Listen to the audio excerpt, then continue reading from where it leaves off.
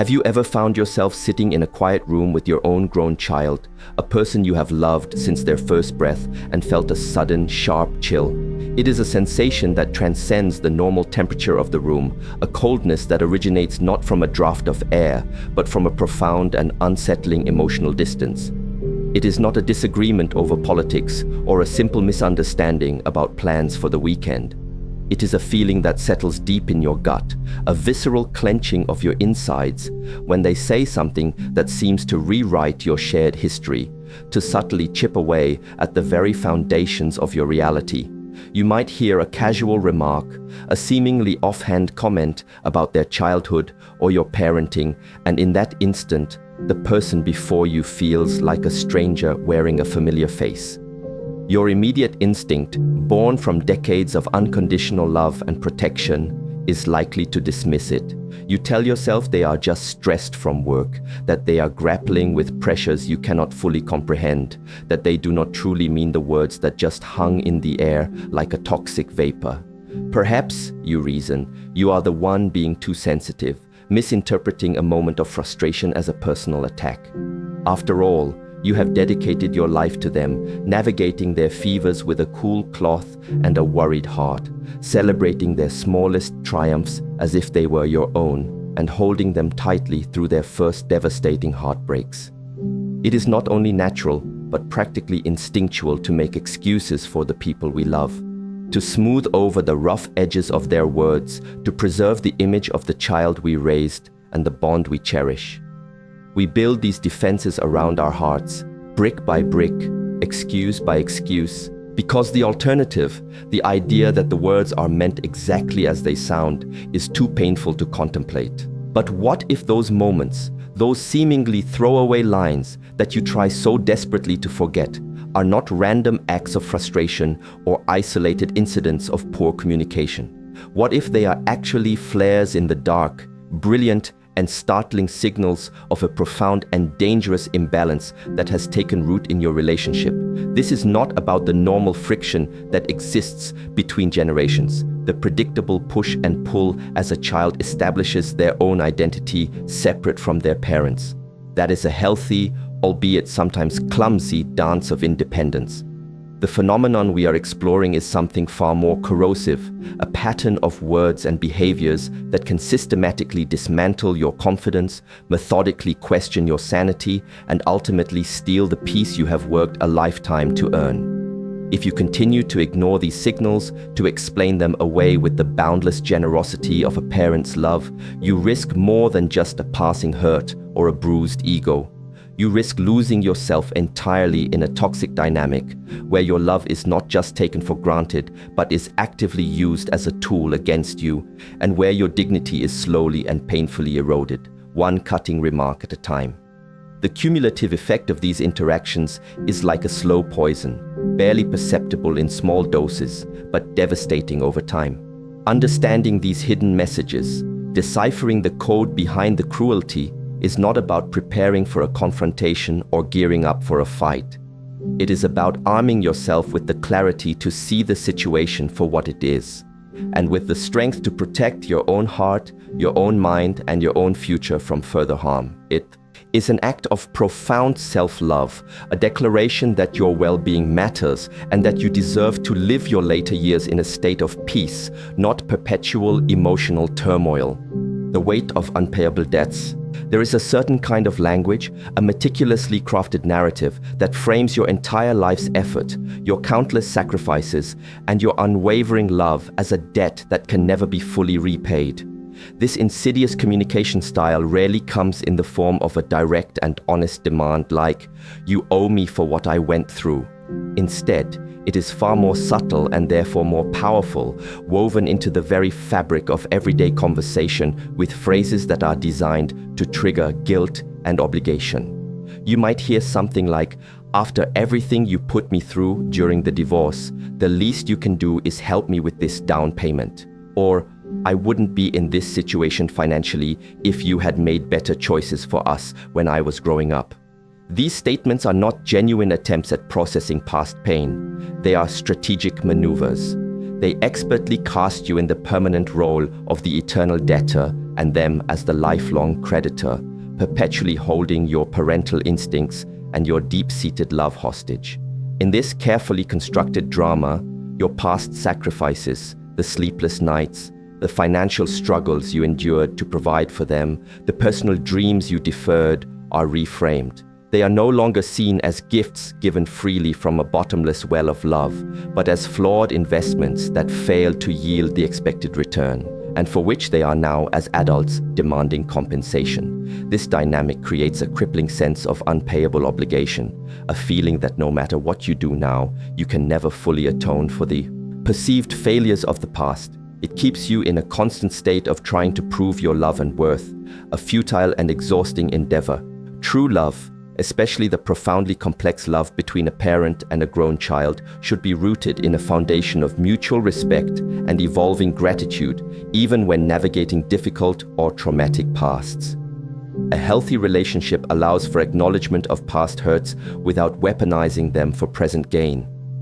When a child, now a fully fledged adult with their own agency and responsibility, consistently uses your shared history to justify their present struggles, to manipulate you into providing endless emotional or financial support, or to excuse their own poor choices, the relationship ceases to be a bond of kinship and morphs into a form of emotional blackmail. You do not owe them your retirement savings, your mental stability, or the peace of mind you have rightfully earned as repayment for the fundamental act of raising them. If they consistently and reflexively place the blame for their adult life at your feet, refusing to take ownership of their own journey and their own decisions, they are not genuinely seeking healing or reconciliation. They are seeking a convenient scapegoat to absolve themselves of the difficult work of building their own life. Recognizing this insidious pattern is the crucial first step toward freeing yourself from a crushing emotional and psychological burden you were never meant to carry. La power, the silence of invisibility. Perhaps one of the most quietly painful and deeply invalidating phrases you can ever hear from your own child is the dismissive, cutting statement, "You're just old, you wouldn't understand." In a few short, devastating words, your entire life experience, the wars you may have witnessed or lived through, the economic depressions and recessions you have weathered, the technological revolutions you have adapted to, the profound love you have found, and the heart-wrenching loss you have endured, the immense wisdom you have accumulated through decades of trial, error, and resilience, is swept aside and rendered utterly irrelevant. It is a form of erasure. A similar sharp sting comes from the contemptuous retort, "I didn't ask for your opinion," often uttered precisely at a moment when you are speaking from a place of genuine care, drawing upon your own past mistakes or successes to offer guidance. It is a verbal door slammed shut in your face, a communication designed not to establish a healthy boundary, but to make you feel small, out of touch, and fundamentally invisible.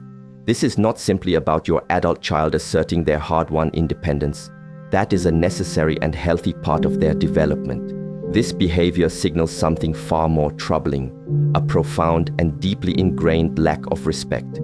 It carries the implicit suggestion that your perspective has an expiration date, and that once you have reached a certain age, your voice no longer deserves a place in the conversation, especially a conversation about their life.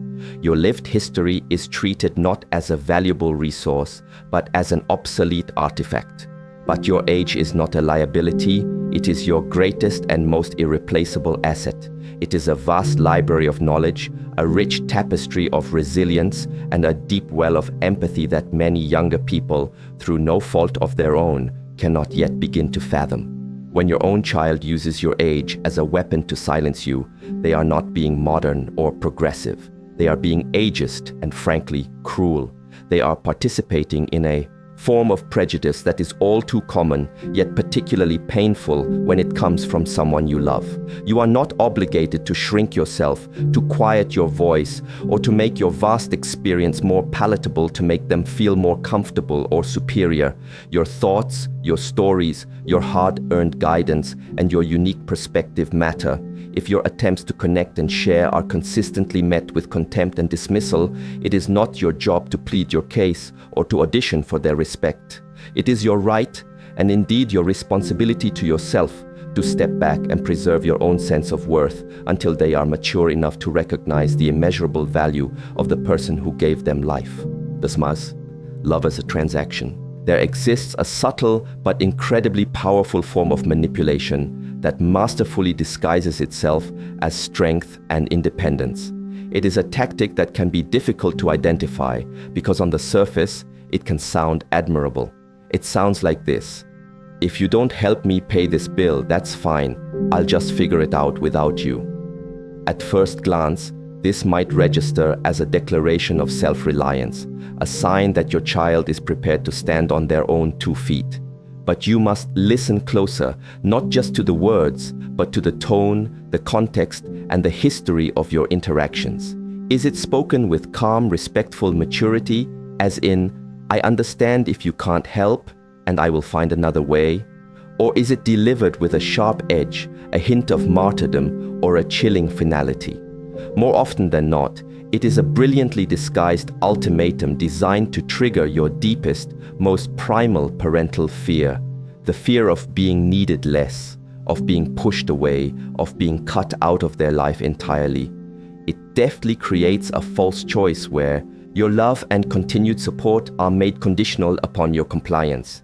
The unspoken message is clear. Either you provide what they want, be it money for a car repair, your time for unpaid babysitting, or your emotional compliance in a family dispute, or you risk losing the connection altogether. This dynamic insidiously transforms your relationship from one of unconditional love to one of cold transaction. Their affection, their warmth, their very presence in your life becomes dependent on your utility to them. You cease to be a parent, a confidant, a source of wisdom, and instead become a resource to be tapped, a human ATM or an emotional support service. If the resource runs dry or refuses to dispense on command, the connection is immediately threatened with withdrawal. Real, healthy love is never a threat. It does not issue ultimatums. It does not say, give this to me or I am leaving you. It says, I would be so grateful for your help, but I will love you and want you in my life regardless of your decision. If you take an honest look at your relationship and find that your child is only close to you when they need something, if their warmth and presence are directly and predictably tied to what you can provide for them, then you are not in a healthy, loving relationship. You have spent decades building a life, a home, and a legacy of memories. You are worth infinitely more than what you can offer in a single moment of their manufactured need. This stage of your life is meant for genuine connection, shared joy, and mutual respect, not for constantly walking on eggshells, terrified that one wrong move or one no will result in emotional abandonment. As you enter the echo chamber of doubt, when you summon the courage to express your own feelings or to address a problematic behavior in your relationship, do you find the entire conversation skillfully flipped back onto you? Do you hear phrases like, you're just being dramatic, or the more clinical and cutting, I think you're the one who needs help? These responses are not just dismissive, they are powerful and destructive tools of gaslighting. They are strategically designed to make you question your own perceptions, to invalidate your emotions at their very source, and to manipulate you into believing that you are the sole source of the problem. You might bring up a legitimate hurt, for instance, their consistent lateness to family gatherings or a series of broken promises, only to be told that you are overreacting, that you are misremembering the event, or that your expectations are unreasonable. Over time, the relentless repetition of this tactic can cause you to profoundly doubt your own sanity. You start to internalize their narrative. You begin to wonder if you really are too sensitive, if you are too demanding, or if you are in fact the difficult one. You may even start apologizing for things that were never your fault, just to restore a fragile and artificial peace. This is a dangerous and insidious form of emotional and psychological control.